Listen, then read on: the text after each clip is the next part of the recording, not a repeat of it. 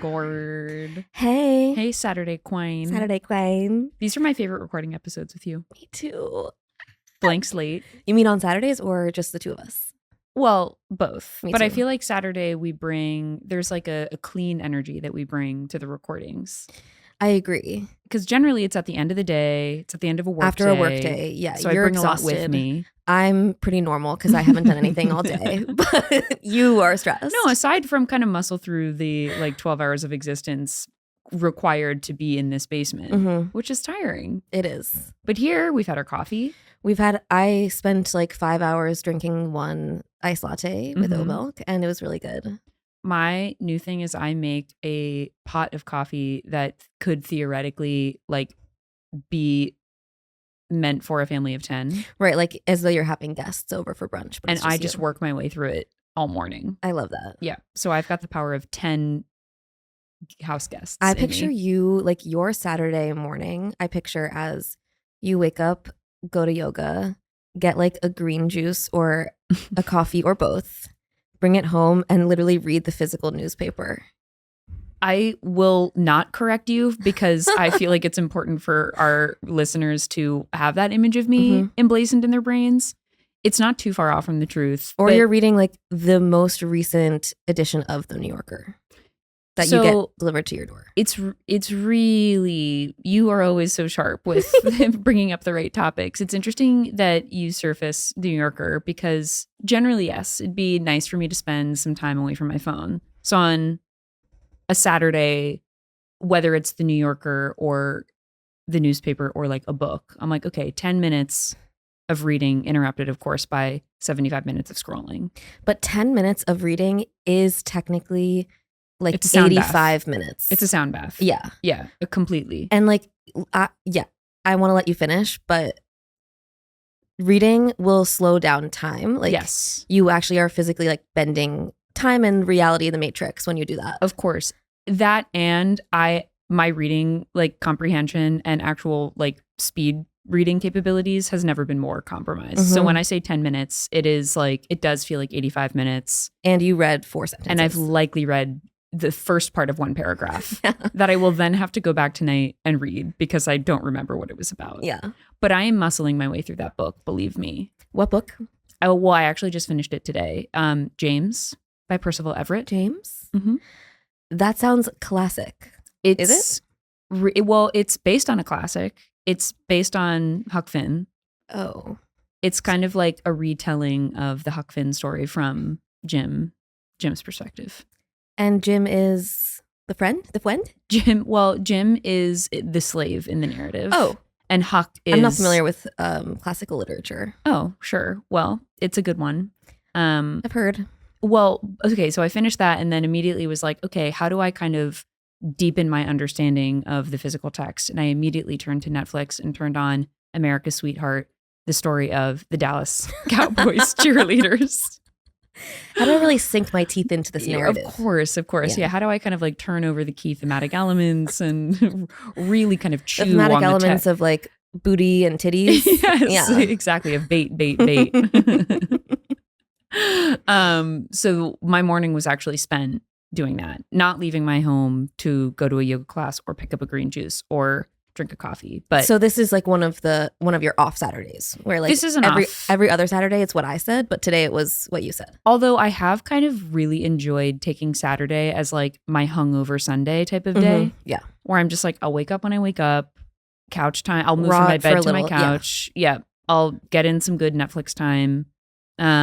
Especially with this, like in the summertime, I'm always doing this. In the wintertime, I'm more likely to like actually go do stuff for some reason. Yeah. But in the summertime, I'm like, I'm not going outside. Sure. I'm turning on my little AC and I'm going to sit. Yeah. Oh, and this was huge for us. We put in our AC units. Congrats. Yeah. And so our apartment is just pleasant to be in. That's amazing. Yeah. You have to feel good inside your apartment. Otherwise, what is going on? Well, it's funny because I was like, I have a sleep issue that I need to confront. It's a me problem. Okay. Like I'm deficient in the sleep category. And what I've realized is it's not me, it's our apartment. I cannot sleep when I'm hot. Like if my body is above 68 degrees, I'm going to be thrashing around. Yeah. I'm going to be kind of like always on the veil of sleep and wakefulness. Well, and you famously have another body in there with you. 2 others, counting the dog. You sleep with the dog? He insists. Our hands are tied.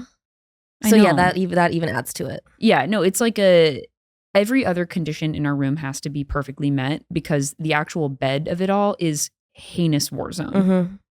Roscoe is pinned up against my side, always in hot dog position, which like pins the comforter in place. He's so precious. I mean, he's darting baby, so and I can't he loves kick him you off. so much. Yeah. Yeah, and we've discussed this, but to like be needed by an animal that way, yeah, you can stay as long as you want. Mm-hmm. Mommy's got you. I fantasize about that, actually. Yeah. I've stopped fantasizing about a human man in my bed, and I've started fantasizing about a rescue dog. Other types of mammals, yeah. Yeah, other types of mammals. Yeah. I mean, the world is expansive. Opportunities are abound. Yeah. I think that my dream would be a dog of the size that you have. Yes. Yeah. He's a perfect medium-bodied king. Mm-hmm. Mm-hmm. I need it to be big enough to where I can really like grab onto you. Mm-hmm. But not too big to where like you could suffocate me in my sleep. Of course. No, this is more like you're going to be stealing the comforters from me in my sleep, Mm-hmm. not like if you accidentally flop over me, you'll crack a rib. I actually think I would risk genuinely falling in love with like in romantic love with the dog if I were to sleep in a bed with it like all the time. There is something that I feel that's close to like, oh, I my maternal instincts are throbbing through every fiber of my being. Yeah. Or I'm like, this is a new dimension.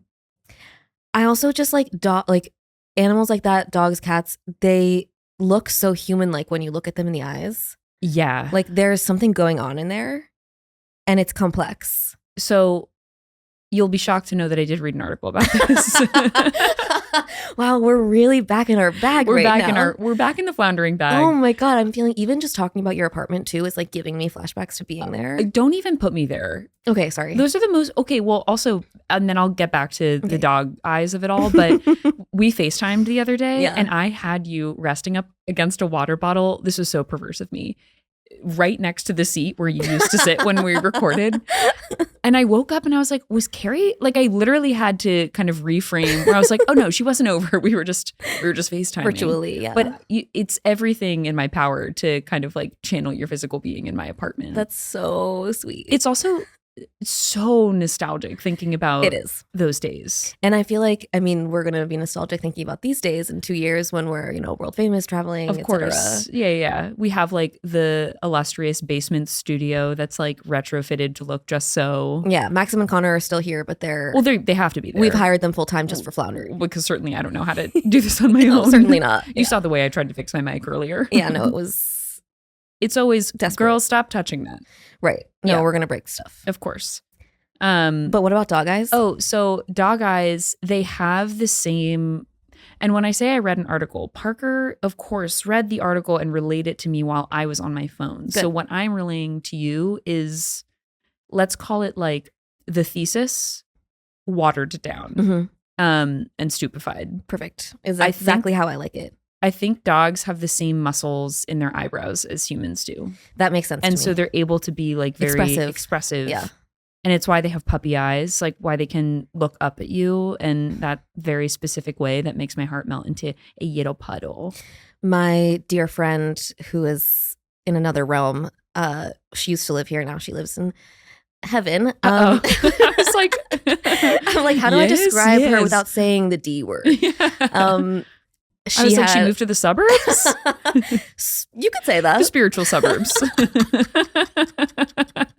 Oh my God. She's gone, but she had a dog and her dog is still here. And when I would go visit, like her dog didn't always get along with people. Mm-hmm. I think he was better with girls than with boys, but still.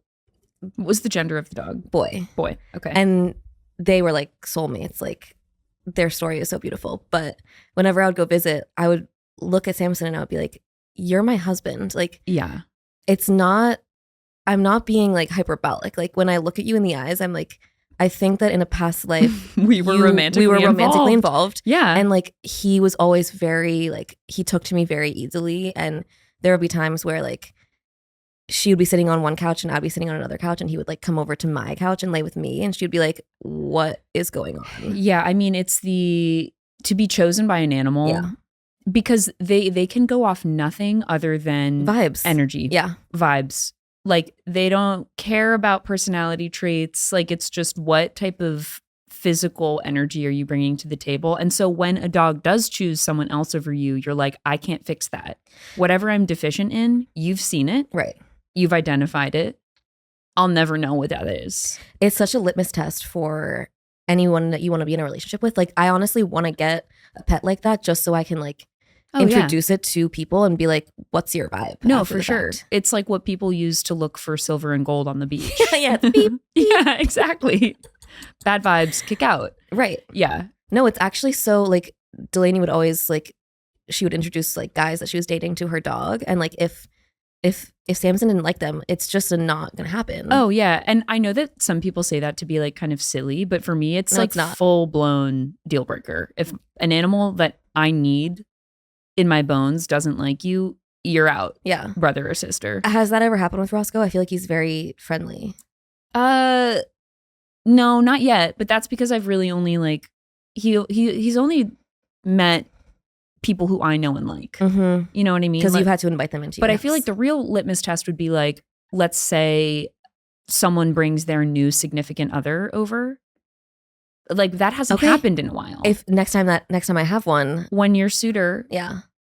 but you know what? I know that Roscoe will love the suitor that you choose to introduce to me. But that's the thing though, because I've chosen people in the past who I don't think Roscoe would like. And guess what? Roscoe never met them. Right. But had he? And really, we should have been connecting about this long ago. We could have avoided a lot of trauma. Absolutely. Yeah. Absolutely. Wait, I do have a question though about Delaney's dog, Samson. Yes. So Samson is still in the family. Yes. Because this is like always been a thought that I've chewed on. Because dogs can feel like impermanent absence, like Mhm. when a person leaves for a little bit and comes back. Has Samson felt an absence? I don't know. I mean, he's with her family in Virginia, and I haven't seen him since like I last saw all of them. I'm thinking about the reunion because dogs don't forget. Yeah. He would have an out of body. I think I think he would remember me if I saw him. Yeah. Yeah. I've had dreams of that happening, like fantasies. Yeah. Because he's so connected to her in my mind, and I think I would like lose my shit if I saw him. Yeah. And he would probably sense something through you Yeah. about the absence. would And be I my know guess. that like when she was, so my friend had cancer, and I know when she was like in her final few months, like every single photo she sent me, like a selfie, he was like on her lap. Like oh, I think he knew exactly what was sense. going on. Yeah. they're And so he was wise. like, I'm just going to lay here with you. Yeah. It's, I mean, Their internal governors are just so their governors are on point. strong. Yeah, so you best not be bringing a tragic suitor into my apartment. Look, but that's the thing. I could do it, and we would have a system of vetting. It actually would be an interesting test for you to bring someone who you know is bad vibes. Yeah. I mean, I could think of so many right now. Of course, and just kind of like feign the scenario to Roscoe where it's like, hey, This is a friend. this is my new friend, my Yeah. new special friend, Yeah. just to kind of see if his nose is actually as sharp as we think it is. I would love to do that. Yeah. Okay. And Put that also, on the if cal. Ash is listening, he better be listening. I have to have our dogs meet They should meet. physically and cosmically. I think they would be besties. They look exactly alike. Yeah, I we've know. discovered. I knew I liked that guy. I know. So anyway, Ash is the best. oh my God, number one. Ash from our previous episode, everyone. Everyone go listen. Yeah. Amazing episode. My mom also texted me because of course she's up to date. And she said, I quote, learned a lot about the crossover between horror and comedy, enriching conversation. I'm like, it'd She be always- really sweet of you to put that in Apple Podcast in writing. I mean, she always has the best little insightful things from the episode. Like she always takes little nuggets and like highlights them in beautiful ways. And I will say the same of our dear friend Kayla Kirk. If you're Oh, listening, sister, your live reads of Floundering keep us going. They are the motor Mhm. behind this, whatever this little tugboat is. Little tugboat. This Yeah. little tugboat that could. And it's powered solely on vegetable oil and love. Vegetable oil, love, and yeah, the words of affirmation of our two most loyal listeners. I mean, I don't think Ash is a loyal listener, but maybe he will be. Well, Kayla and my mom in that Oh, of scenario. course. But Yeah, I mean, yeah, like, yes. hey, here's hoping with Here's dear hoping. Ash. Yeah. Yeah. Dearie boy. But yeah, I do think that, to go back to the dogs thing, they are humans Mhm. because of their eyebrows. And I think we've discovered that what makes people human is eyebrows. Eye expression is everything. Mm-hmm. Mm-hmm. But even without the muscles of brows, you can still just look in their eyes and you see that there is a soul in there. There's so much depth and warmth and feeling. I know. I will get choked up thinking about just like how all they want is love. And they want to give love freely. They want to give love. Yeah, they give, they accept. And that's why it hurts so much when they don't like you. It's because it's like all you want, your base state is loyalty and connection. And if you're pushing something away, I have to trust that you're spot on with your instincts. Yeah. It's like babies too. Yeah. Babies be like that. Babies do be like that. And babies famously do not like when I hold them. Well, and I feel like I need to like figure out my vibes really quick. Because like I need my niece and nephew to like take to me and think I'm cool. Sure. But again, it's like you can't fake vibes. And no amount of like, you know, me bringing you gifts is going to make you feel like I have good vibes if I'm not bringing them. But we've talked about this too, where there's like a critical age where you can like really influence and trick babies, where you're like, I am in fact the cool aunt. Right. Like no notes about kind of my personality, and I always say the right thing in front of children, and I always look cool. I always look very cool and put together. And then I would say that lasts until like maybe 4. And then 4 to 5, like real like sentience starts to kick in. Yeah. And I call them my niece and my nephew, but it's my cousin's kids. So if a scholar can help me decide like what level of removal that is from my bloodline. We need a scholar on that. Yeah, quick. Someone tap their nearest PhD friend and like let me know. But they once told my cousin that they don't like to call me Aunt Isabelle because they think I'm weird. So they call me Miss Isabelle. But I honestly feel like saying aunt is more of like a weird, like aunt equals weird. Like yes. Everyone who's an aunt is weird. Of course. For the most part. Maybe what it is like aunt communicates like authority and like a certain level of elderliness and wisdom. I think it's a relational closeness, right? And they're trying to distance themselves of course. And Miss to me says stranger danger. Yeah, Mrs. Stranger Danger. You are Mrs. not older or teacher. wiser than me, and I hope to God our blood is not actually crossed mixed in any there, way, shape, or form. Unfortunately for them, it most likely is. Miss Isabelle lives on. Yeah, Miss Isabelle lives in you. Yeah. So hate to break it to you. Yeah. Yeah, but it's the same thing with dogs, where it's like if you are actively in your kind of like blank slate, you haven't really absorbed much of the world at 4 or 5. So without all of that absorption, you can still look at me and be like, something's off with you. Yes. That hurts. Yeah. You have no context to understand. Yeah. This is why I stay far away from nieces and nephews until I can like trick them again. You can trick them again, maybe like high school. You can trick them. I think middle school is a good time to start tricking. Yeah, exactly. You can, because then like the inner bully in me kind of like taps in. And then you can position yourself as like, look, you are now in the era of life where shit's confusing.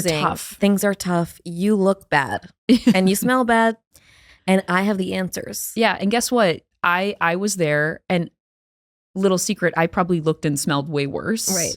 We didn't have the tools like today's kids do. It's unbelievable. Oh my God. What I would have done for an acne patch. I was going to say pimple patch. Holy shit. Yeah. I was using Mario Badescu drying cream. Mm-hmm. My parents used to call it my war paint because I would smell toxic. Mm-hmm. And it would sit under my, cause so much acne was around your mouth. Oh. And so the drying cream would go on around my mouth, which is famously positioned strategically under your nose. Oh yeah. So I could smell. Oh, so you're huffing it all night long. Literally paint sniffer. Yeah.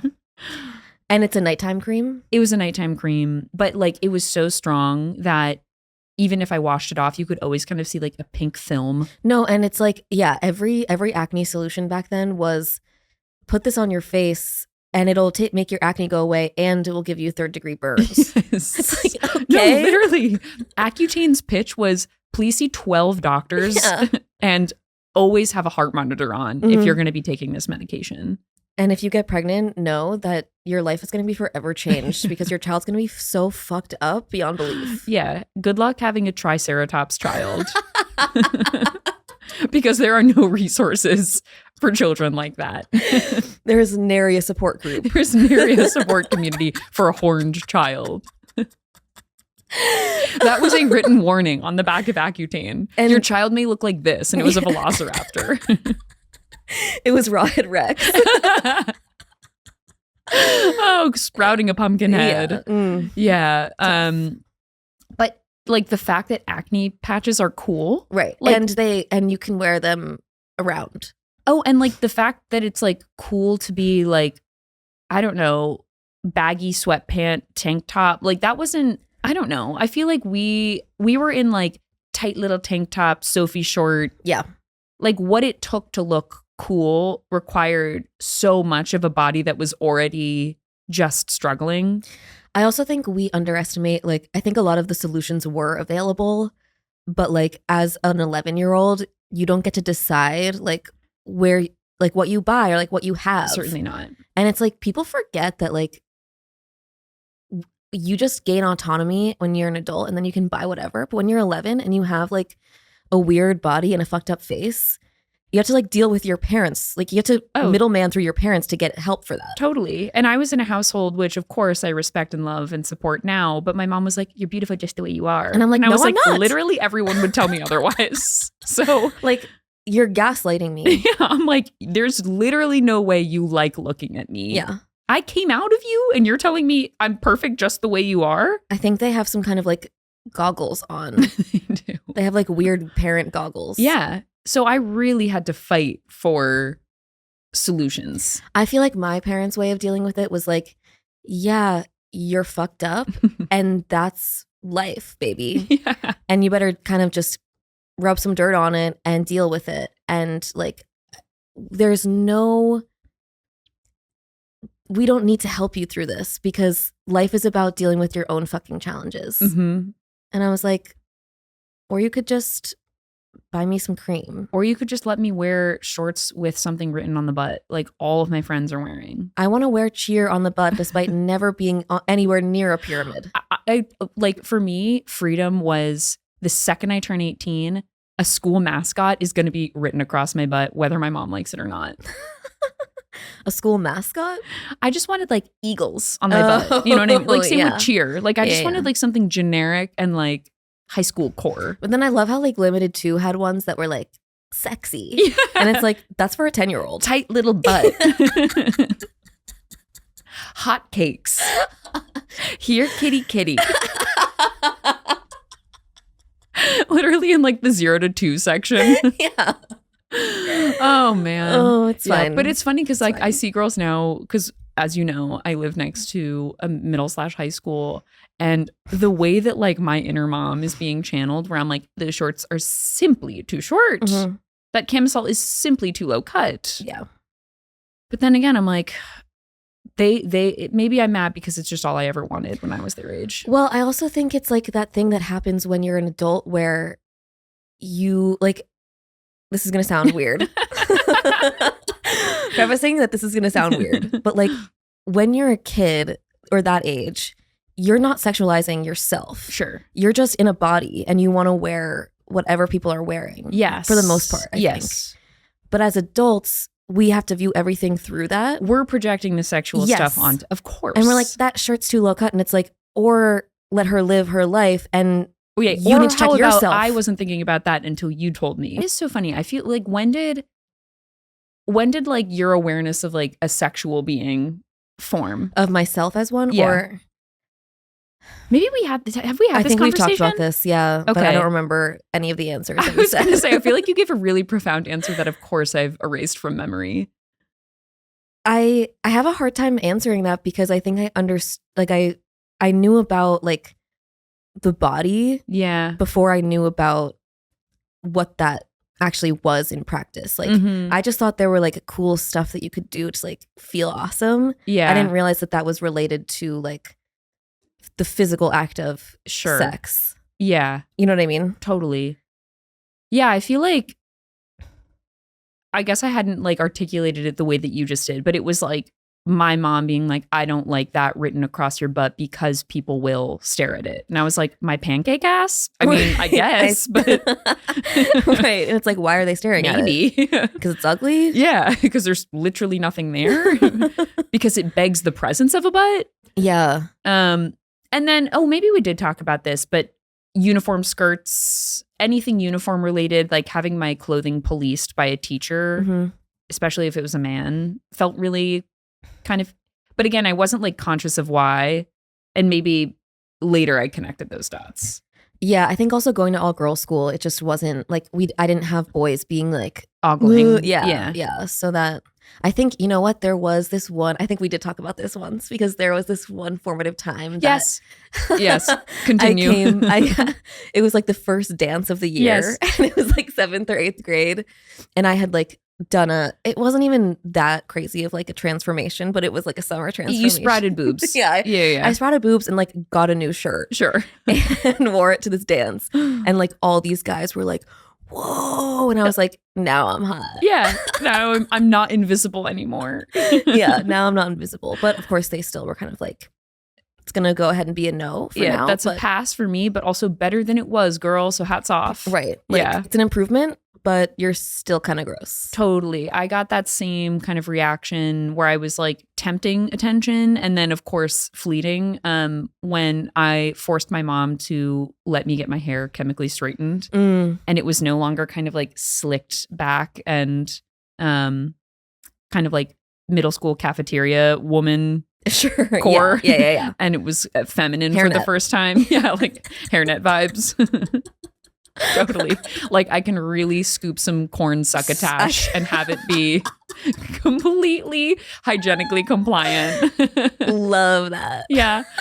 But yeah, the chemically straightened hair. Oh, and this goes back, of course, to Dallas Cowboys cheerleaders. Like the act of flipping hair around and not fearing what will happen to my, like as a frizzy girl, my hair needs to be just so frozen into place.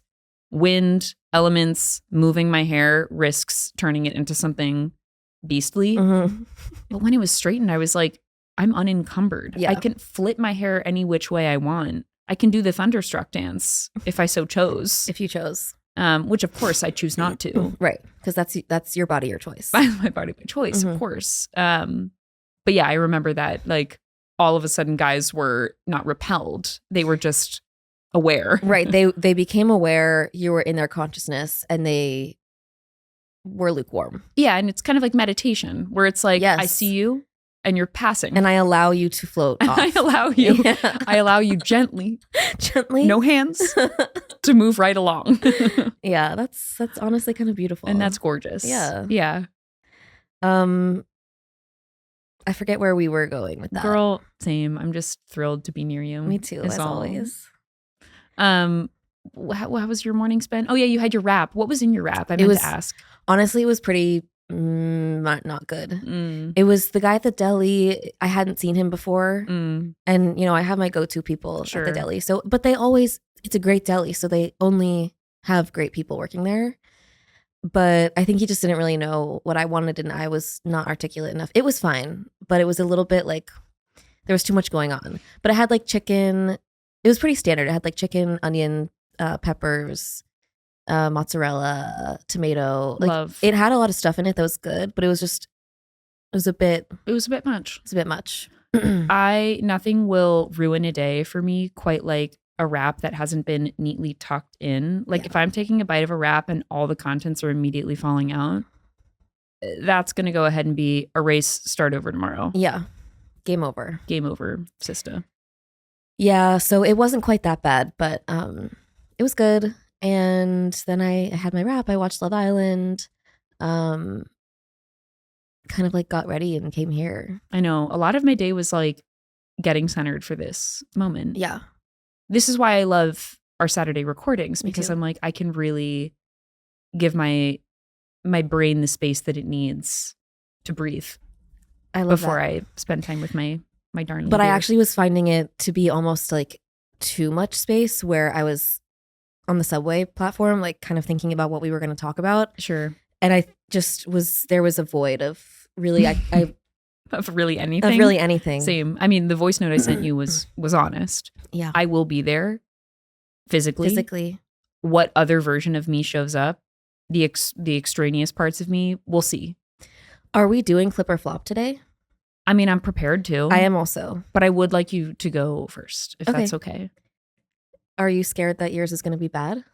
No, I just have no idea where it's going to take us. Oh, okay. Ooh, in a wow. good way. In a good way. Now I'm excited. Okay. I think mine could also take us in a direction. That's perfect. But it touches on some things we've discussed before. Amazing. But should we just go ahead and do it? Let's do it.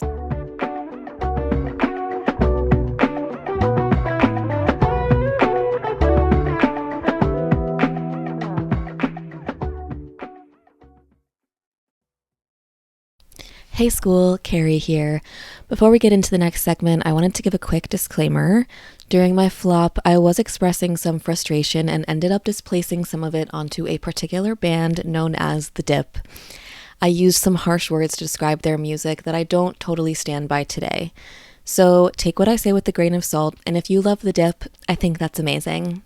Okay, back to the show. So flip or flop, as we know, we spend a lot of time apart. It's always bad. But when we come together, we acknowledge the multitudes that have happened while we've been apart. Mm-hmm. So Carey's going to share, and I will share a flip, either a high moment or a flop, a low moment. So I have a flop, which I feel like it's been a while. It has been a while. We've been trying a little too hard to be radically positive. I think it's like, yeah, I don't really know why that is. Maybe it's because when we have guests, sometimes I don't want to give a flop because I'm trying to have people be happy. Sure. But anyway, I'm going to do a flop today because that's where I'm at. Yeah. We're at home base right now. Yeah. This is good. We're And safe here. I'm curious to get your thoughts on this. So where to begin? I think that music is awesome. I'll start like that. Yeah. I'm trying to listen to more music. Mm-hmm. I'm very podcast pilled. Mm-hmm. And I also watch a lot of TikTok. And I also just spend a lot of time in silence. So I kind of forget periodically about the healing power of music and the way that it can just like totally change your mood. And like, it's awesome. For sure. And because I don't listen to music a lot, I don't have a great method of like discovering new music. And so what I do is I'll like turn on a song that I like and then let Spotify algorithm show Guide me. Yeah. Which is admittedly like that's a me problem. Like I'm putting my faith in a system that is deeply flawed. Sure. But I'm finding that I'm getting unreasonably irritated by what I'm getting. And tell me if you experience this, although I think that you curate your music more than I do and better than I do. And I'm going to actually be asking you to make me a playlist, side note. Guess what? I've been building one. For me? Yeah. Wait, really? Because you slid into my DMs one time saying, make me a playlist. And I said, yes, ma'am. I'm on it. Oh my God, I feel so loved. But I don't want to share it yet because it's not complete. Okay. No, please take your time. And I'm also a little overwhelmed because I thought it was going to be one vibe and now I think it's another. And it doesn't really matter. Like either way, I think you'll enjoy. I trust that you have good music taste and I trust you. Thank you. And it's going to be better than Spotify. Okay, so I've been irritated by one specific thing recently, which is that I was listening to a great song inspired by our last reel that we posted. Sure. Moonbeam Ice Cream? No. Oh, okay. Not that, although great song. It's a ripper. It's inspired by our last reel because we were talking about hypotheticals. And then I was listening to the song Hypotheticals by Lake Street Dive. Of course. Which is one of my favorite bands. Really incredible band. Play that song and like truly every time I play a song by them, the next song is by a band called The Dip. Girl, I've never heard of them. The Dip is like, it's what Benson Boone is to pop music. The Dip is to like soul funk. Sure. And it's like it has the trappings of the genre, but like it has horns. There's like someone who's singing, you know, Mhm. there's a rhythm Mhm. involved, there's melody, but it's just like really bland and like surface, like white bread. It's just like there's nothing going on with it. Yeah. If that makes sense. Like it sounds like music, Mm-hmm. but it's like a facsimile of music. Yeah. And I feel like Spotify really pushes, like they're pushing the dip like so hard on me. And I'm like, I don't like this. It's not what I want. I've had so many questions about the Spotify algorithm.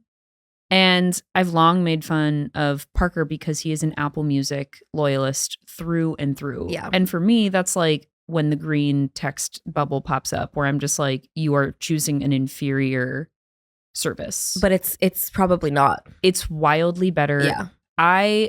So all of my playlists and my music are on Spotify. So like for me to migrate to something new would be impossible. So I'm shackled to Spotify too. My complaints are exactly the same. New music discovery with like good established artists is impossible. They're either feeding you exactly what you already listened to, just like pulled from another playlist that you have, or they're feeding you like the beta version of the artist that you listen to that's called like all lowercase, like Daddy XC3. And you're like, who are you? Yes, thank you. And why does it look like you're a bot account on Reddit? Yes. Yeah. Yes. No, it looks like Why does your band look like Elon Musk's child? child. Get out of here with that. I wonder, it would be really interesting to just like understand what's favored in the algorithm. I think that they try to prioritize like new and emerging. Like in their head, they're probably like, we're doing a good thing. We're surfacing new and undiscovered artists.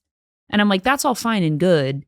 But none of these artists align with anything that I'm interested in listening to. Right. So like maybe to someone else. But Also, is it possible that an artist is undiscovered for a reason? have you thought that no one listens to them because they're They shit? suck. Look at our numbers. Right. We're not trying to fool anyone. And also, yeah, by the way, if we're going to be promoting undiscovered artists, Hey. maybe throw our podcast in the algo. And do we have a great opening song for you? Let's try to fuck with the algorithm and just list Floundering as music. Please. I think that we would maybe see more success. And instead of Isabelle and Carey, it can be By the Dip. By the dip. It could be like, yeah, XCX and IKI 1, 2, 3. Yeah. Well, so yeah, I've just been really Well, I'm happy frustrated it's by not this. just you because I'm like, okay, then I guess I'll just listen to the same album or 3 that I love because I'm actually too afraid to venture into the new music discovery realm. Me too. And it, like, to what I was saying earlier about like the way music can really change like your mood. Like I can be listening to a song that I love, and then you're putting me in a really bad mood by showing me the dip, or by showing me like. No, Benson Boone and the Dip are not safe, by the way, on this podcast. And this is like, now I'm giving the dip like so much free clout, of course. But hey, and we've done that. But you know what? We should start doing, instead of ripping on Benson, who already has a platform, we need to be ripping on the undiscovered artists. Yeah. We need to be, totally making them work for it. I did look up the dip before we got here because I knew I was going to talk about them, and they have like 50K followers on Instagram, which I don't know if Which that's is like a lot to or me. a little for a band of that. Yeah. But anyway, check out their music. And if you like them, you're welcome. Also, like maybe I'm being too critical. No, I don't think you are. This is an enduring problem with Spotify. Their algorithm is bad. And I don't know if you feel this way. It seems like maybe not. But so I have this, and it spans across art mediums. If I start a book and I don't like it, there's something in me that still has to finish it. Mm-hmm. Same with a bad song. Like if I am pressing shuffle in Spotify for the explicit purpose of finding a new song and a new song is surfaced and I don't like it, there's something in me that's like, but I should still get through it. And so then I just end up wasting a perfectly good Uber ride with the dip. Yeah. You know what I mean? Yeah. I actually want you to listen to the dip after this and tell me what you think. I'll be diving in, of course. Because like, well, that's the other thing. Like there's something specific that I'm wanting to convey too about like the caliber of this music, where it's like it's not bad. Sure. It's just not good. It's just like it's like Meghan Trainor with a trumpet. She loves her trumpets, I think, but like there's just like nothing there with it, I guess. Yeah. It's like a paper town. Did you ever read the book Paper Town? Yeah, it's like everything seems to be like a town, except it's not actually on a map and it's fake. Right. It's like there's actually something so music-esque. There's such a musical quality to this song. However, it's not music. So this is where I start to suspect the presence of AI in music. That's what it's giving that. Where I'm like, I have no doubt that you guys are real physical people and like, or not, like, I don't know. But does their Instagram presence like surface? The Dip? Oh, the Dip, by the way, I meant to mention is like as I mentioned, are they collective? Soul funk type band. I do think there's one black person and 8 white people. So that tells you kind of everything you need to know. Yeah, that's tough for sure. It's a lot of people in this band, and I'm like, you guys all came together to create this music that makes me abnormally frustrated. Yeah, and that's where it's like, great minds actually don't think alike. Great minds can also be in a cult together. Yeah, exactly. And you guys have some kind of groupthink going on that makes you think that your music is good. Yes, exactly. Poisoned minds can also watch think similarly. them be like beautiful people and like actually beloved by all. I have a feeling based on our track record that we are going to be skewered alive for this take. They're probably the dip heads are going to be coming out. The dip heads will be dipping us into tar. And then feathers. Yeah, which fine. And then hell. Yeah. Yeah. Fine by me. And you know what? We deserve it. You know, art, everyone should be making art. Agreed. There should be no, these people should not exist. It's just the algorithm should be smart enough to know that they shouldn't be pushed to you. Thank you. And that's all I'm asking. So, well, then back to what I'm trying to build for you. Yes. Which is a playlist that you can find comfort in. What, like when you're putting in your AirPods on an Uber ride home, the illustrious look out the window, ogle at the New York City skyline. Maybe that's a specific vibe. It is a specific vibe, but I have a vibe for it. Okay, let's toss out a couple hypotheticals, okay, if we will. Love hypotheticals. So, first hypothetical is in an Uber after a great night, and you're trying to and you're like, I love this city, I love me in this city. The vibe is high. Yeah. What type of music are you listening to? That's gonna be probably like the 1975. Okay. Yeah. And related artists. Yep. Yeah. Okay. So kind of like an upbeat rock yes vibe. It's Hosier even. Oof. Yeah. Have I told you that I saw him live? We talked about him. Yeah. And it was like transcendent. Every single episode I'll find a way to bring it back up. It was He amazing. is like the anti-Benson Boone when you think about it. Yes. They kind of occupy similar like archetypes, but one is real and one is paper towns. And one is AI. Yeah, and one is AI. Yeah, and one is in a lame suit kind of. Wait, side note, speaking of our boy, I saw this is like the most kind of like 2025 thing to exist, which was that Benson Boone has a trademarked cookie at Crumble Cookies called Moonbeam Ice Cream cookie. I saw it actually. I cannot imagine biting into a cookie less appealing. Just want to put that out there. Marshmallow, in my opinion, does not belong on the top of a cookie. Is marshmallow on it? Yeah, marshmallow. It's marshmallow. You best believe I have marshmallow on it.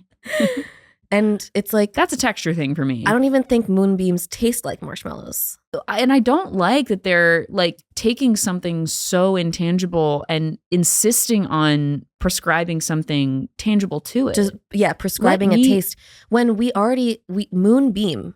Okay, we see it. Right. So it's something that can be seen. Right. We can't taste it, unfortunately. No, and what suit around the table decided it was marshmallow? Right. And also, like, let us decide what our moonbeam tastes like. Right. Like, I think maybe Skittles, the cookie wasn't Skittles the best. understood the assignment. They said, we're going to have you taste the rainbow. And we said, yeah. And they've been doing that well ever since. No one asked that when we didn't need to taste Moonbeam. No, we didn't need to. But if we were to taste Moonbeam, I think a more compelling collaboration would have been with a nerd cluster. Yeah. Something that contains multitudes. Interesting. There's flavor pockets for everyone. Yeah. I could see there also them doing like some kind of like smart pop. Like, oh, right. With like moon. Yes, because moon. What is smart pop if not the essence of popcorn? Right. And Benson Boone is the essence of music. And we don't mean like distilled to its essence. I mean like the illusion. The illusion of. Yeah. I'm glad we got him in because we're making a once an episode, video. Of course. Yeah. No, it's the quota. Well, now our contract. This is now business, right? Yeah, we have to. We don't want to be doing it. Number of times we have to say him per episode. But we did it. We got it out of our system. Yeah, thank you. Within the first 46 minutes. Yeah, thank God for that. Yeah, because it has to be within the first hour. Yeah. So we really kind of slid in last minute with that. Okay. Well, I think actually what we need to get back to when it comes to music discovery is like actually the art of friends curating, like mixtape status. I am making you this playlist because I know you like X type of music and I know you don't know these artists and I know that you will like this. I don't need the algorithm deciding that for me. No, it's what we're doing with like divesting from everything. This is like the equivalent of like we can't trust that the food system is going to work, so we need to grow our own food. And like have a co-op with our neighbors. Yes. It's like that, but for music. 100. Yeah. 100. And I completely agree. And I think it's actually going to be a really amazing thing in the long run because everyone's going to get back in touch with like their own personal taste and like curating that vibe and giving that as an act of love to someone. Like that's amazing. Yeah. No, and it's so, what is more intimate than someone building a playlist or a mixtape? Like than someone curating a musical experience for someone. And I have an acquaintance friend who is like really good at making playlists, and I listen to his playlists all the time, and I'm like, you don't know, but you and I are actually really close. Yes. Like I know so much about you. Yes. And it's really nice. Yeah. Well, this is why I feel like asking people what playlists they listen to during specific mindsets is such a revealing question, because first of all, what I've learned is that the place I'm building you is not your playlist ride home. I'm gonna tell you what I think the vibe is, and then you're gonna share what that actually would be, and we're gonna see if we can meet in the middle. You are having a really cozy, vibey, warm at home Sunday. And you're just kind of like doing little house tasks, and maybe you're reading a little bit, but your ambient lights are particularly ambient in your bedroom. Everything smells a little good because you got a candle going. I love that. I need that playlist in my life because I'm doing that constantly. What would be on it though? Oh, I want to see if I think what you're illuminating is a kind of a blind spot that I have. I'm trying to on days like you're describing, I'm often listening to podcasts. Interesting. So I actually don't really know. Okay. Well, this is good. Yeah. Then it's a void. It's a void. It's white space that I'm filling. Yes. Okay. Maybe I'll give you a little teaser of it and you can give me feedback and see. Because what I'm most concerned about is, do you already know these songs and artists? And if so, I need to pivot. Probably not. Okay. Well, we'll stress test it after this. Yeah. But anyway, that's a really good flop because I feel like it's indicative of a much larger flop, which is like the algorithm doesn't need to dictate your next decision. Right. Always. And that's ultimately like, I can blame Spotify all I want, but I'm the one choosing to rely on it for. Well, it's like our hands are tied on these apps that are positioning themselves as like good discovery tools, where it's like, okay, well then show me something that's not the fucking dip. And then we'll be in business. And I'm like, when you say the dip, are we saying like taking a dip in the pool, or are we talking about guac? Or like packing a lip, as we've discussed. Or that. We need to be more specific. With our band names. Yeah. Of course. Anyway, thank you for indulging me. Thank you for sharing that flop. And I want to ask you on the question you asked about like you're taking a Uber ride home after a great night, Mm-hmm. what would your genre or song of choice be? So it depends, but I feel like what I've been gravitating a lot towards is like SZA and Summer Walker, like the girls of kind of like The girls. ambient hip hop R&B. Yeah. It's a little synthy. It's a little vibey. Amber Mark is huge for me when I'm going home. Amber Mark, Yeah. her song Mixer. Love that song. If I'm ever like, that basically is on tap. That's like pinned to the top of my Spotify page. I love that we both have that. Yeah, of course. Amazing. Amber Mark is number one. And then if I'm like thinking of, I really like Courtney Barnett. You love her. I still need to watch that documentary you told me to watch. You must watch that documentary. We can do an entire episode about it. But Yay. it's basically like her entire process of being on tour during one of the like darkest times of her life. And like performance is the thing that's most important to her, but at the same time it's also the thing that's becoming most damaging to her. And it's her whole process of working through that and creating music at the same time. Yeah, I do think maybe that would. I think I'm more ready for it now than I was when you were recommending it to me, because I was like, but I'm in my. You're like, I'm going through a hard time. I'm like, watch this. No, but it was good, and I probably should have back then. But I think I was like, yeah, I'm going through a hard time. Why are you giving me homework? Totally. I was like, do you have an hour and a half and a lot of brain space? And I'm like, yeah, I have all the time in the world, and I'm really busy thinking about how my friend is dead. And I was like, right, but a little bit of literature for you, if I may. But here's an article that'll make you feel better. But probably will. Yeah. So I can't wait. Okay, cool. We could even do a watch party. Why not? Why not? We need to be doing that more. I know, physically. I also Same couch, not different couch. I was gonna bring you this idea at some point, but I guess I'll just bring it to you on the podcast. Okay. That what if we did like a mini like book club or something? Like, wouldn't that be fun? Could not be happening at a better time because, as discussed, I am at the end of my most recent book. Yeah. I need a new one. And I've been kind of like a voracious reader recently. I've been noticing that you've been screenshotting some passages. I screenshotted a passage probably from Women Who Run with the Wolves, maybe. I think it was The Message.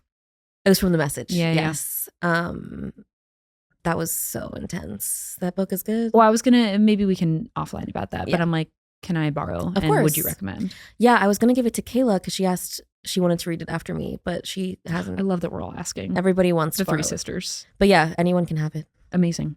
It's really quick.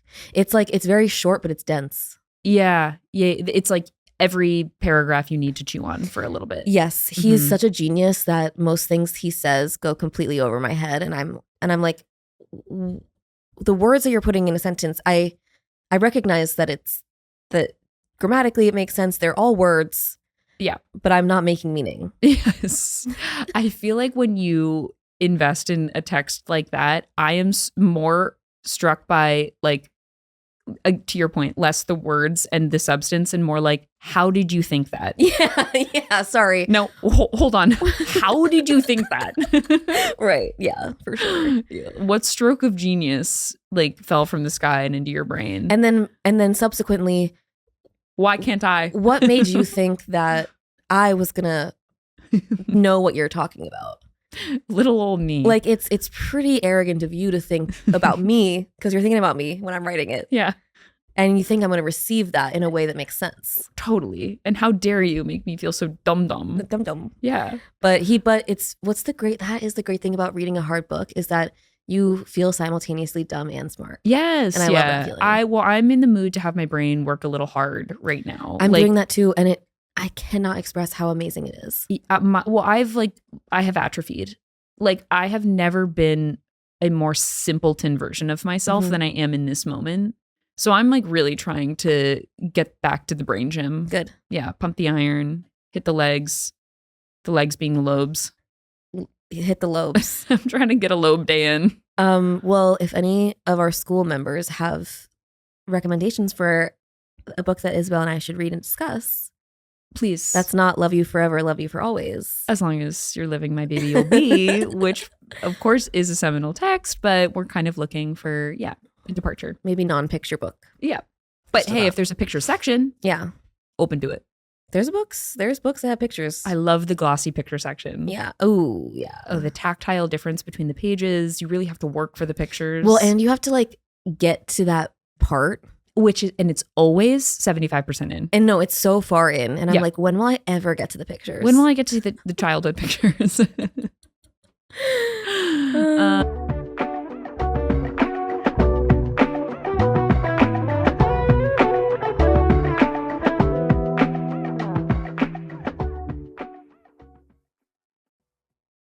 Why don't you do your flip? or Okay, I'll flop? do my flip. So, okay, the reason I wanted to go second is because like I actually think I need your help Oh, deciding if this is a flip or a flop. okay. I'm presenting it as a flip, which is that someone who spends so much time on my phone in my apartment staring at my ceiling and my dog, by the grace of God, was exposed to a New York City subculture that I was not aware of previously. And that is the subculture of people who attend raves at saunas. Raves at saunas. Raves at saunas. Couldn't be me. Couldn't be me. Yeah. So for a bit of background, my friend threw us a big bone and celebrated her bachelorette in the city. Just city bachelorette. Honestly, the way it should all be done. Thanks for the bone. Thanks for the bone. Super, Add it to the museum. super tasty. Super tasty. Yummy bone. And originally the plan was go out to dinner and then end the night at like a very relaxing sauna experience, Okay. spa experience. I didn't even know saunas were open at night. I didn't either. Okay. I'm like, you mean past 5 p.m. people still choose to Go to work? do things? Yeah. What? So that was the original plan. And then like maybe 72 hours before the bachelorette, the sisters who were planning it get an email from this spa that was like, hey, total scheduling snafu, but we're actually hosting this thing called Heat Wave, which is our nighttime rave series at the spa. So instead of saying like, can you guys just reschedule? We're just going to give you guys free access. And obviously we're skeptical and we went, and it was, I don't know what it was, but let me just start by saying, what the hell was that? Yeah.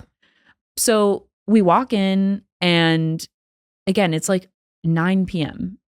I'm full of croquetas and sangria and Iberian ham. Mm-hmm. So I am not ready to like change into a bathing suit, but the moment is called to us and we all change into bathing suits. And then it's this place called Othership, which Okay. like under normal circumstances is a spa. And then every once in a while it transforms into this like kind of sex party nighttime experience. But you walk in to the locker room, you change into your bathing suit, and then you're thrust into the back area, and it's broken into 3 sections. There's a cold plunge, Mhm. showers, sauna, and then like a pit. So 4 sections. 4 sections. 4 sections. Well, actually, yes. Technically speaking, 4 sections. And so what you're supposed to do is you go into the sauna where it's, first of all, like 125 degrees. Like it is so fucking hot. Saunas are really uncomfortable. And this sauna notoriously. in particular, I'm like, certainly this is not safe. No, like all is kinds of mold. Bad. Yeah. This is bad news. So you're supposed to warm up in the sauna, Hit the cold plunge, go to the shower. hit the sauna, go to the pit where there's Oh. a live DJ and people are like dancing. It's kind of like Dante's Inferno vibe. Right, like pass out, go to the underworld. choke yourself until you can't see and then go dance with your friends. Yeah. But it's like this amphitheater setting. Okay. And everyone is soaking fucking wet because they were just in a 120-degree sauna and you're thrashing around in the pit. And literally the lights are like infrared. So it does kind of feel like you're in the 7th ring of hell. Okay. And then you're supposed to go to the cold plunge and Got kind it. of end your experience there. We were like, we didn't know that there was a flow. So we were just like bouncing between all 3 of them at once. It's a sober party. So I can't believe you did this. all of us were like, what the hell is happening? Yeah, Like, yeah. don't tell anyone that we're here because this is the first and only time we'll ever do You know this. that show I Will Destroy You. Yeah. It's like, for some reason, that show is coming to mind of just like, I'm in a crowded space, I've been drugged, and I'm going to pass out. Yes. Yeah. It was completely disorienting. The temperature shifts were insane. People were fully there to bone. Like, it was a sex party, full stop. Were people like making out? Yes. Oh, okay. Not in the sauna because in the pit area. that felt crazy, but in like the dance pit area, 100%. Wow. A lot of front grinding. And of course, me, the voyeur that I am, I'm standing right over them, locked in the whole time. Pee-pee? Don't mind me. Keep doing what you're doing. Oh, yeah. Yeah, don't let me stop Just you. a little woozy from the sauna. Nothing. No, and of course, I was afraid to move. So I was literally like frozen in place looking at these people just absolutely dry humping. No, This wet is humping. nothing at all what I thought you were going to be describing to me today. The craziest part of the whole thing is I'm disoriented. I'm sweating. I'm pounding liquids, trying to feel something like healthy. And I'm in the pit. People are thrashing and kind of having like an evangelical moment. The band and the DJ is going ham. All of a sudden, two horns players pop up behind the It's the DJ. dip. It's the two horn players from my wedding. Why are they everywhere? Why were they there? Wait, that's actually crazy. I know. I was like, what the hell? You guys aren't allowed to exist outside of that moment and time. And certainly not in And certainly in hell. not here in Yeah. bathing suits. They were in bathing suits? Yeah, no shirts. Were all of the band members? Everyone there was in the least amount of clothing required before nudity. So Of course, besides me. I have a lot of questions, but I want you to finish getting into fleshing it out if you need to. So I think what was just so bizarre about it, and like, I'm not even getting into some of the nitty gritty details that I feel like dream moments, but were actually real. Like in the sauna, there were there's just like 3 people who I thought were just guests, but it turned out they were employed by the place called Othership. And they were doing this towel dance to like move the hot air around. But it was so disorienting, and like the heat would come and go in waves, and like it just felt like a dream state. Yeah, that's not Like real. the Bosch triptych that I love to bring up so much. You love that I triptych. fucking love that triptych. Everyone go get involved. Everyone get involved. Everyone get involved before I bring it up one more time. Mhm. It was just, and everyone was sober because it's a sober party. So yeah, so it's sober, but it's hedonistic. It's sober, but it's hedonistic. And the sensory shift between each room is so drastic that it does kind of feel like a drug. Yeah. Like the cold plunge pools are 30 degrees. Well, also when you're doing that to your body, like that is driving really you intense. nuts. Yeah. Yeah, totally. That's why, and this is my main beef with this, is I want to know like what the purpose is, because like in my mind, the whole point of like going to a wet room like that is, I don't A even wet know- room. Is that what it's even called? Yeah. A meat locker. A meat locker like that is about being zen and like regulating your system, and that doesn't sound like what's happening. No. And like, it's funny because they do, outside of this one event, like I think people had been just normally and they were like, it is really zen. Right, that's what's so confusing. I think that it's one of those like, I think that it's zen in that when you leave, you're so depleted, like your senses are so disjointed that you do kind of feel a calm afterwards. Right, If like that makes sense. you've been so thrashed around by your own choices and by the energy of this place that actually like regular life is okay. Yeah. Yeah. You've been a sweaty electron in a sex dance maraca, Yeah. and then you're spat out onto like 14th and 6th. And you're like, what the hell? Yeah. And so, yeah, a bunch of us commuted home together and we're like hair frizzy, like dark rings under our eyes. We're like, the fuck just happened? Did you ever have to do the Mavis Beacon typing games? I love Mavis Beacon. Remember when you made the monster? Oh, no, I don't. It was like you had to type certain words and then over the course of it, you like made a monster. Oh, Anyway, that whole experience felt like a Mavis Beacon monster. for sure. And it's like, if you read the pitch, it obviously sounds like cultish and woo-woo and nutty, but it's like community, and we want people to feel like they can like experience a party without the mandate of substance being involved. I think it's honestly kind of what you're describing, where like they want two things to exist at once, and it's just like the output only works for some people, and for others you're like, what the hell is going on? It's just you're not often looking for the same things from a sauna as you are from a rave. Sure. And I will say, like, as a one-time thing, I had a fucking blast. I'm sure it's great for something like that. Yeah, like I am so happy to have had that experience. Mm-hmm. We were all completely gagged, laughing our asses off. And I do think for that reason it is a flip. Exactly. Yeah. But it's not, I do not know how someone could be a repeat customer of something like that. Yeah. Me personally. But like you said, it's a subculture of people who just like doing that. And then it just got me thinking, like, there are so many subcultures in this city that I will just never see or have access to. Yeah. I'm not taking enough advantage. I'm not either. Of what the city has to offer. I feel that way. I'm like, I want to change. And for that reason, I'm like, I will go back to the sex party. I have to. Yeah, you've made lifelong friends. In the name of being in the Big Apple. Yeah. Totally. Where and in the else? name of seeing my wedding band again, because what a treat. You guys are going to become besties. Because didn't they do your friend's wedding too? Or no? No. Oh. No. They might do a future friend's wedding. Okay, got it. But of course I had the whole ego moment where I was like trying to lock eyes. Like and they're like, they're like, stop staring. Security comes in. They're like, the They're like, the really red one who's space. like having a seizure needs to be, kicked out. People are fully like getting blowjobs on the dance floor and they're like, can we get this like girl who's kind of She's ogling us out? literally so close to us and she keeps getting closer. The guy with the trombone knocks me in my trachea. He's like, get out. Honestly, I think it's probably a good experience for those people. And I appreciate them for being innovative. Yes. And to your point about the flip of it all, it was a good experience for me. Yeah. I saw a new side of the city.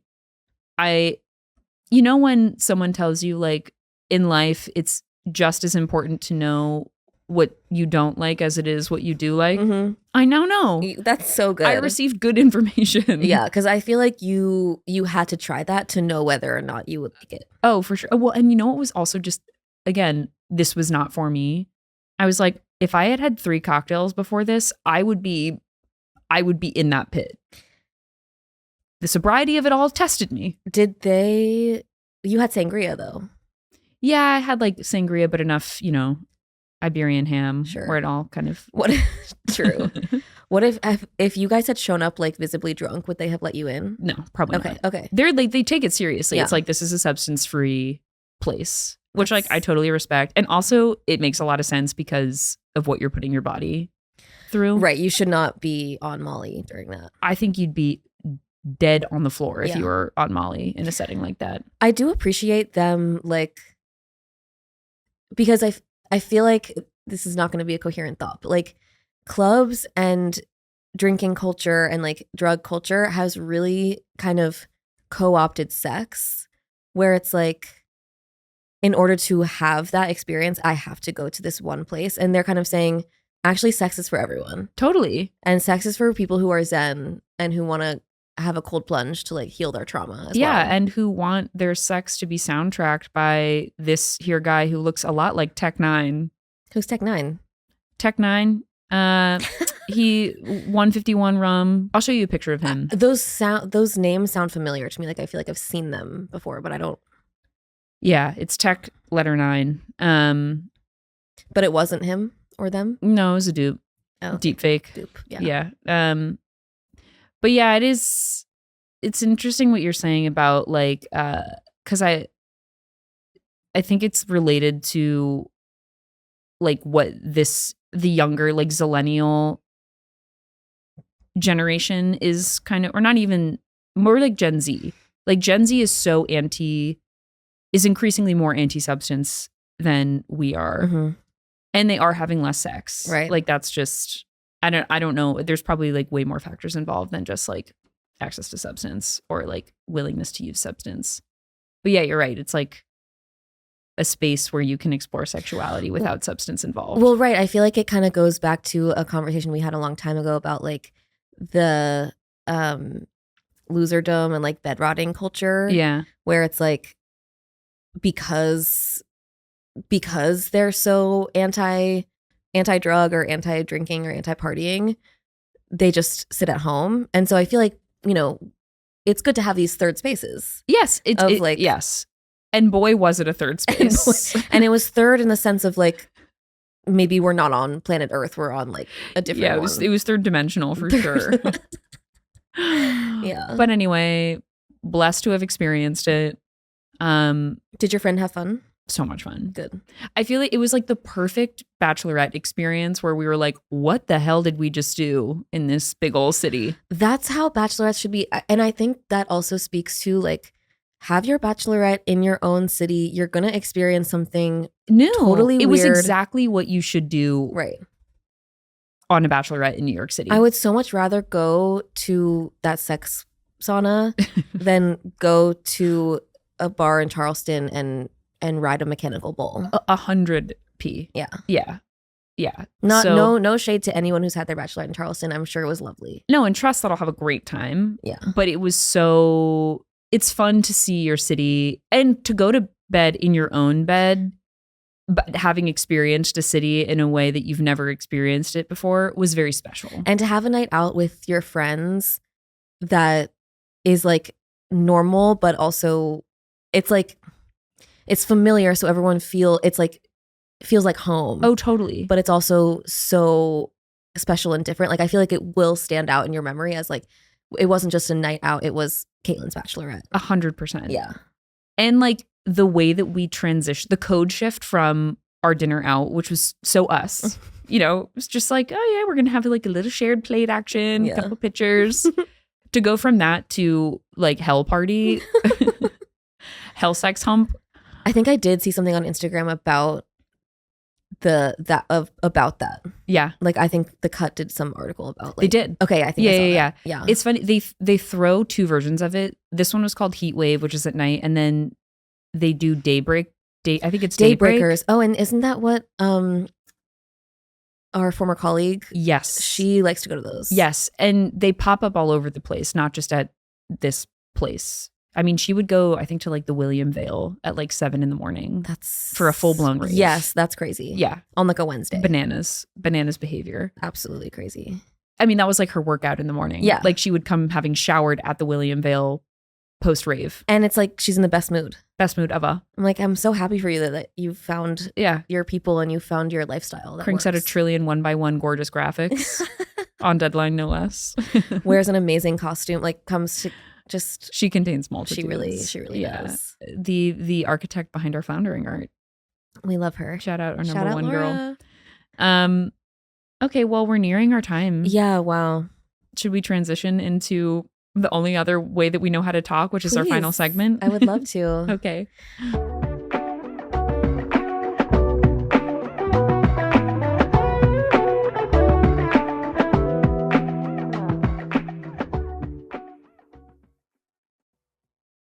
So we have our closing segment. It's called Message in a Bottle, and it's where we take a moment to just shout out and send some love to something that brought us joy or that we're grateful for as we end our time together, which is always so perfect and beautiful. No notes. Do you want to go first? Sure. This might be repulsive. Okay. But love the start. But I'm ready. I'm sticking my neck out there. My message in a bottle goes to tuna salad. Speak on that. So let me just preface by saying I'm sorry to tuna salad. I have written you off. Mm-hmm. I have given you a bad rap. A lot of that is because of the way that I was conditioned to view tuna salad growing up, which was always in one little weird bowl in my parents' fridge covered with cling wrap that would come out on Saturdays when they would eat lunch, and they would just hoover it down with a Diet Coke.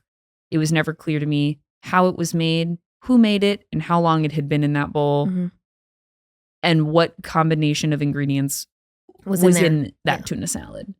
And so it was a throat closing, inducing food for me. I can understand that. But growing up is running towards things that scare you. And a lot of that growing up has involved running Running into tuna salad. running towards mayonnaise specifically. Yeah. And I love mayonnaise now as an adult. It's a perfectly refreshing, lubricating, binding tool. Yeah. In addition to a condiment. And in these hot summer months in New York, to bite into a tuna salad that is not overly heavy on mayo, just mayoed enough, that has bell peppers in it, and that's put on a toasted baguette. Darling, I'd be hard pressed to find a better combination. Yeah. At that point, it's niçoise. At that point, it's tuna niçoise. So my message in a bottle goes out to, of course, refreshing summer sandwiches, but specifically tuna and how it's emerged for me as a fish in a salad that I've just been cruel to for too long. And it's one of those things where when you figure out about it, you realize like it's so easy to make, it's so easy to customize. I say this as though I do that, but like I've never made it myself personally, but yeah, the art of you just throw some in a bowl, you put however much mayo, however much celery, however much other stuff in there, you decide. And also like it pairs well with a lot of different types of breads. Like it's really a wonderful thing. And you're so right. It is a choose your own adventure. Yeah. You can do it. It's such a neutral, tuna is not a neutral base, but the it's such like a neutral palate cleansing. It's like what you eat between meals, kind of like what they served in Genovia in between meals. Yeah, it was like that. But it is a total choose your own adventure. And I think Matthew McConaughey has recently taken to Instagram or whatever platform he's on now to share his tuna salad recipe. I think I've seen this. Yeah. And I do think he puts like jalapeno. It's like a very piquant version of tuna salad. Niçoise. And I have bell peppers is something I've never heard of. Not bell pepper. Well, I know. Banana pepper. Oh. Did I say bell pepper? Yes, you did. I, of course, meant banana pepper. Banana pepper also amazing addition. Yeah. It's kind of adjacent to jalapeno, I feel. Totally. Yeah. Keeps things a little bit spicy. Yeah. The crunch too. I mean, we've discussed the importance of a good crunch of something salinic and a little bit, that has some bite. So anyway, yeah, we've talked a lot about summer sandwiches on this pod, but I think... And we're going to continue doing that. And we're going to continue doing that. I'm really happy for you, and that's an amazing message in a bottle, I think. Thank you. I wish I had more to say, but... There's no need. Yeah. It's kind of its own capsule experience. I also love a tuna melt. Oh, just my... putting that out there. God. Yeah. Yeah. You and I, we've got a date on the calendar, and it's to a place called Aggie's Counter. Aggies. And I've never been, but their tuna melt is constantly fed to me. I can't wait. It comes with a little side of slaw. I love slaw. And spicy mustard to dip in. What could be better? Okay, we're going. Niçoise. Okay, well, thank you for that. Of course. Your turn. My message in a bottle goes out to defaced Subway ads. I think that I have so much to say about this. Number one, because of the loss of third spaces and everything being digitized, all advertising and everything that we see now, it's hard to deface it. Yep. Because it's on a screen. So we have, very few opportunities now to show how we really feel. And people come up with some really innovative stuff. And it's also like a lot of the old tried and true classics. Like, yeah. I think that defacing public property, especially advertisements, is one of the easiest forms of rebellion that we can all start doing. And I feel such joy whenever I go down to my subway station and I see like a smiling person in a kayak for, TripAdvisor.com, and their two front teeth are blacked out. I was going to say it's always, and that's the gateway. It's the teeth blacking. And they have a dick and balls on their forehead. And I'm like, yes. Like, yeah. I love that shit. And I was on the subway earlier and I was looking at it and I was just like, this is literally community. Mm-hmm. And this is art now. Mm-hmm. You've taken a corporate paid for spot and you've turned it into Warholian sort of That's Discord Banksy. commentary. Yeah, that's Banksy. That's on Banksy. And that's on Banksy. And it takes such little effort. I honestly want to start doing it. Because it's so ultimately harmless. Yeah. Like to put a set of D and B on Nick Offerman's forehead. Yeah. Like for a Capital One what commercial. could be more empowering than that? And you know what? Death by 1,000 cuts. If we can all start to pull a little bit of weight and just show small acts of rebellion, these small acts of rebellion will build over time. This is what I'm saying. Like it's not just a funny joke. It's like political activism. And it's such an amazing way that we can share in community together. Yes. You know what it also reminds me of is just like the lost art of a like high school or middle school notebook, where it's just like this is a platform for goofy shit and expression. And we've taken away written forms of expression more now than ever. Take to the pen and go ahead and toss some Harry T's on an ad for American Express. It'll make you feel something. I completely agree. And you can know that you are also, by doing that, you're paying it forward because so many people are going to be impacted by what you do. It also invites addition. Yes. Maybe don't finish the penis. Never. Maybe leave it for someone else. Yeah. Never consider a physical ad to be in its final form because you can always make changes to that. Of course. And I don't think they can get you can't really get in trouble for it, can you? I mean, yeah, it is technically vandalism. Okay, sure. Yeah, I mean, if you're kind of splitting hairs. But like, they're not doing anything about this problem. No, well, because ultimately that same ad is going to be painted over and replaced with some other stupid shit. Of course. And I also they have bigger fish to fry on the subway. Right, like we have assaults happening. Yes. We can just let people with their pens. Let people put some devil horns on on Flow. The devil horns and tail, classic. Amazing. The blacking out teeth, obviously. Major. That's a standard. Yep. I love there's also something so timeless about it. Like the speech bubble, the dick and balls. I mean, it really takes me back to this is humanity and this is like the core of who we are. Yes. We need to keep these old ancient forms of expression alive. Yes, these mimetic traditions. Yeah. I completely agree. Yeah. And there's something so oddly comforting about the world is changing, like everything is advancing. It feels like we're strangers in our own home. Yes. And yet the same forms of illustrative debasement have stayed the same. It's your penis, it's the teeth, an eye patch, and you're right, the horns and the tail. And then, of course, like if there's wording that you can kind of manipulate into it says something else. Sure.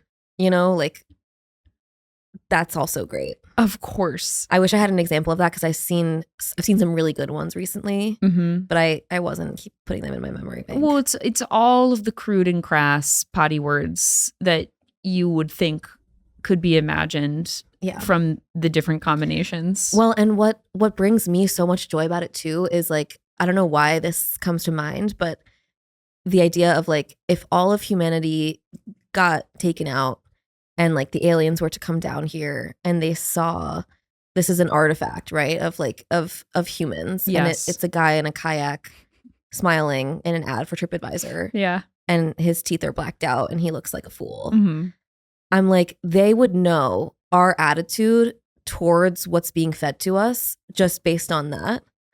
And I so appreciate what it communicates in such a small way, if that makes sense. Yeah. It's like, we understand that this is silly, by the way.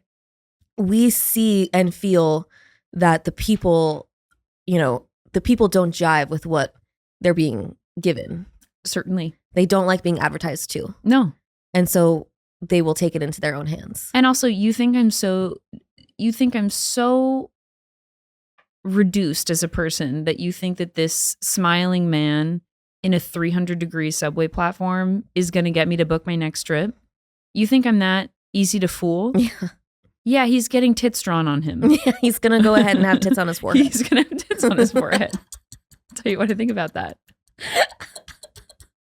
He's getting erect. Yeah, for sure. And he's still going to be smiling. And he's still going to be, and that's is that not blind American optimism? That's, yes. That you're going to be smiling through the tits on your forehead. Yeah, so that's my message in a bottle. Thank you so much. I don't think there's ever been a better message in a bottle on this here podcast than that one. Yeah, well, I got to give it to the class in G. Has some good artwork. Yeah, and I will be keeping my eyes peeled because Yeah. it is so. And how lucky are we that we can, at least right now, still express that way That's what I'm without saying. being Like beheaded. we don't know how long it's going to be before they make all those things digital. Mm-hmm. And then we're totally fucked. No, completely. So the second they take away that canvas on the subway, which they are bound to do, by the way, it's already happening. get your licks in while you can. Yeah. And really take a moment to notice the beauty around you. Yeah. Like, I think people probably pass by those defaced ads all the time and don't think anything of it. But they're actually really powerful expressions. And talk about archetypes. We all have the same naughty little imp in us. Trickster. That is all drawn to the same tricks. And it's funny, no matter how many times you've seen it, no matter what age, like seeing a man with a dick and balls going into his mouth. Yeah. My God. It's Talk about a awesome. comedic awakening for us. Yeah. It's never going to get old. No. And I wonder what that next frontier will be. We're going to have to innovate. And I know we will. I know we will, but like for right now, it's like, do not break what's not broken. Yeah. And the dick and mouth with a Sharpie, honey, it's not broken. Classic for a reason. It's a classic for a reason. Like a tuna salad on a seeded roll. Wow. And with that, I think our sounds like time a here great is place. done. Well, school, we simply love you. We love you. Carey, I Izzy. just simply adore you. Simply adore you. Okay, bye. Okay, bye.